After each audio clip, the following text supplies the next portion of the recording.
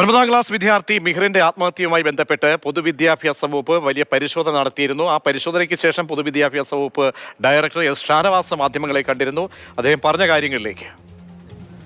സമൂഹം എന്ന നിലയിൽ വിദ്യാഭ്യാസ വകുപ്പിന് കൂടി ഉത്തരവാദിത്തമുള്ളതാണ്. ആ ഒരു കാഴ്ചപ്പാടിൻ്റെ അടിസ്ഥാനത്തിലാണ് ബഹുമാനപ്പെട്ട വിദ്യാഭ്യാസ വകുപ്പ് മന്ത്രി ഈ ഒരു കാര്യത്തിൽ അടിയന്തരമായി വിശദമായി അന്വേഷണം നടത്തുന്നതിനും ബാക്കി തുടർ നടപടികൾ ശുപാർശ ചെയ്യുന്നതിനും വകുപ്പിനോട് ആവശ്യപ്പെട്ടിട്ടുള്ളത്. പ്രാഥമികമായൊരു അന്വേഷണത്തിൽ ബോധ്യപ്പെട്ടത് ഈ രണ്ട് സ്കൂളുകളോടും അതിൻ്റെ ഉത്തരവാദിത്തപ്പെട്ട ഉദ്യോഗസ്ഥരോട് പൊതുവിദ്യാഭ്യാസ വകുപ്പിൻ്റെയോ മറ്റേതെങ്കിലും വകുപ്പുകളുടെയോ NOCയുടെ അടിസ്ഥാനത്തിലാണോ ഇപ്പോൾ പ്രവർത്തിക്കുന്നത് എന്ന് ചോദിച്ചതിൽ അവർ എന്തെങ്കിലും NOC ഉള്ളതായിട്ടോ അത് ഹാജരാക്കാമെന്നോ പറയുകയുണ്ടായിട്ടില്ല. എന്നാലും പ്രാഥമികമായിട്ടുള്ള അന്വേഷണത്തിൽ മാത്രം നിൽക്കാതെ വിശദമായി അവരുടെ രേഖാമൂല്യം ചോദിച്ച് അവർക്ക് ഇത്തരത്തിലുള്ള വിദ്യാഭ്യാസ സ്ഥാപനങ്ങൾ തുടങ്ങുവാൻ സംസ്ഥാന സർക്കാരിൻ്റെ NOC അവരുടെ കൈവശത്തിൽ വാലിഡ് ആയിട്ടുള്ളതുണ്ടോ എന്നുള്ള കാര്യം ഒരിക്കൽ കൂടി പരിശോധിക്കുന്നുണ്ട്. അതില്ലാതെ ആണ് അവർ പ്രവർത്തിക്കുന്നതെങ്കിൽ അതിനാവശ്യമായിട്ടുള്ള നടപടികൾ ശുപാർശകൾ സർക്കാരിലേക്ക് അടിയന്തരമായിട്ട് കൊടുക്കുന്നതാണ്. CBSE ആയാലും ICSE ആയാലും ഒരു വിദ്യാഭ്യാസ സ്ഥാപനം തുടങ്ങുന്നതിന് മുമ്പ് സംസ്ഥാന ഗവൺമെൻറ് NOC ആവശ്യമാണ്. അത് ഒഴിവാക്കി കൊടുത്തുകൊണ്ട് മറ്റൊരു സ്ട്രീമിനും നാളിതുവരെയായിട്ട് സംസ്ഥാന സർക്കാർ അനുവാദം കൊടുത്തിട്ടില്ല. അപ്പോൾ ഈ രണ്ട് വിദ്യാലയങ്ങളെയും ഈ രണ്ട് സ്ഥാപനങ്ങളിലും ഇത്തരം വാലിഡ് NOC ഉണ്ട് എന്നുള്ളത് സംബന്ധിച്ച് ഒരു രേഖ ഇതുവരെയായിട്ടും അവർക്ക് ഹാജരാക്കാൻ കഴിഞ്ഞിട്ടില്ല. അതിനെന്തായാലും അവർക്ക് ആവശ്യമായിട്ടുള്ള സമയം കൊടുക്കും. അതിനുശേഷവും അവരുടെ ഭാഗത്തു നിന്ന് അത്തരം രേഖയില്ല എങ്കിൽ അതുകൂടി ഉൾപ്പെടുത്തിക്കൊണ്ടുള്ള റിപ്പോർട്ട് ഗവൺമെൻറ്റിന് അടിയന്തരമായിട്ട് നൽകുന്നതാണ്. പ്രധാനമായും 3 കാര്യങ്ങളാണ് വിദ്യാഭ്യാസ വകുപ്പ് അന്വേഷിക്കുന്നത്. ഒന്ന്, ഒരു വിദ്യാർത്ഥി എന്ന നിലയിൽ ആ കുട്ടിക്ക് നേരിട്ട ഈ അപകടം സംബന്ധിച്ചിട്ടുള്ള കാര്യം, ഇതിൽ പോലീസിൻ്റെ അന്വേഷണം തീർച്ചയായിട്ടും ഉണ്ട്. 2, ഈ കുട്ടികൾക്ക് ഈ കുട്ടിക്ക് എതിരായി സംഭവിച്ച ഈ ദുരന്തത്തിൽ മറ്റേതെങ്കിലും നിയമങ്ങളുടെ, പോക്സോ അടക്കമുള്ള നിയമങ്ങളുടെ കുട്ടിയുടെ അവകാശങ്ങളുടെ ലംഘനമുണ്ടായിട്ടുണ്ടോ എന്നുള്ള കാര്യം.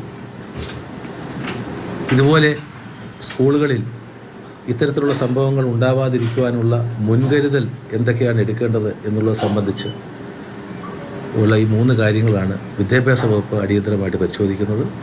ഇത് സംബന്ധിച്ച് എത്രയും പെട്ടെന്ന് തന്നെ ഒരു വിശദമായ റിപ്പോർട്ട് സർക്കാരിന് സമർപ്പിക്കുന്നതാണ്.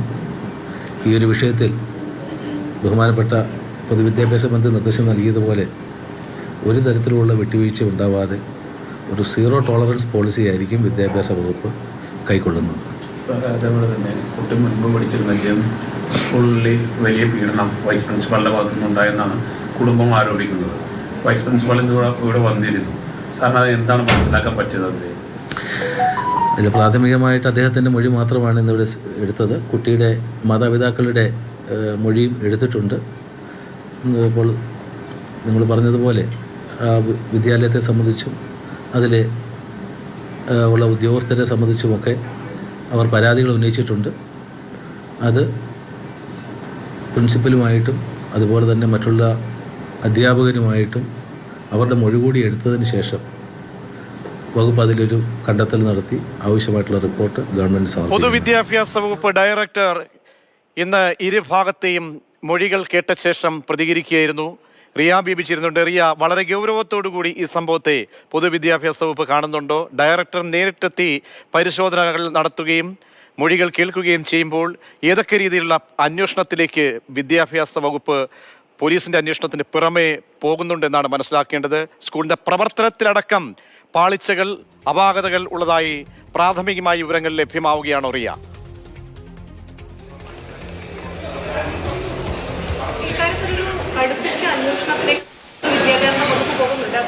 സ്കൂൾ പ്രതിനിധികളുടെ അതോടൊപ്പം തന്നെ രക്ഷിതാക്കളോട് രേഖപ്പെടുത്തിയത് പൊതുവിദ്യാഭ്യാസ ഡയറക്ടർ എസ്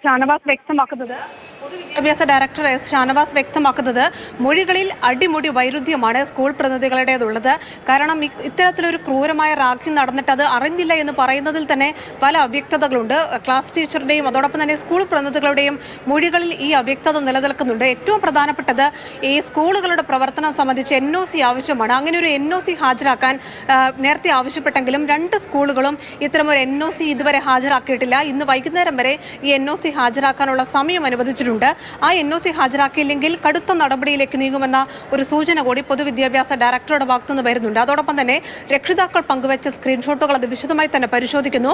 ഈ കുട്ടിയുടെ സഹപാഠികൾക്ക് ഇത് സംബന്ധിച്ച് അറിവുണ്ടായിരുന്നു, അത് സംബന്ധിച്ച് മൊഴി രേഖപ്പെടുത്തും. പക്ഷേ കുട്ടികളായതുകൊണ്ട് തന്നെ കൗൺസിലേഴ്സ് ഉപയോഗിച്ചുകൊണ്ട് കുട്ടികളുടെ വീടുകളിലെത്തി മൊഴി രേഖപ്പെടുത്തുന്ന തരത്തിലുള്ള നടപടിയിലേക്കായിരിക്കും നീങ്ങുക. എന്തായാലും ഇങ്ങനെ ഒരു സംഭവം സ്കൂളിൽ ഉണ്ടാവുകയും ഒരു 9 ക്ലാസ്സുകാരൻ സ്കൂളിൻ്റെ വീടിൻ്റെ 26ാം നിലയിൽ നിന്ന് താഴെ ചാടി ആത്മഹത്യ ചെയ്യുന്ന തരത്തിലേക്ക് അത്തരമൊരു മാനസിക സമ്മർദ്ദം കുട്ടിക്ക് ഉണ്ടാകാനുള്ള കാരണം സംബന്ധിച്ച് വിശദമായ അന്വേഷണത്തിലേക്കാണ് ഈ പൊതുവിദ്യാഭ്യാസ വകുപ്പ് നീങ്ങുന്നത്. വളരെ ഗൗരവത്തോടു കൂടിയാണ് 9ാം ക്ലാസ്സുകാരന്റെ ആത്മഹത്യയെ ഇപ്പോൾ വിദ്യാഭ്യാസ വകുപ്പ് സമീപിക്കുന്നതും ഡയറക്ടർ നേരിട്ടെത്തി സാഹചര്യങ്ങൾ വിലയിരുത്തിയതും.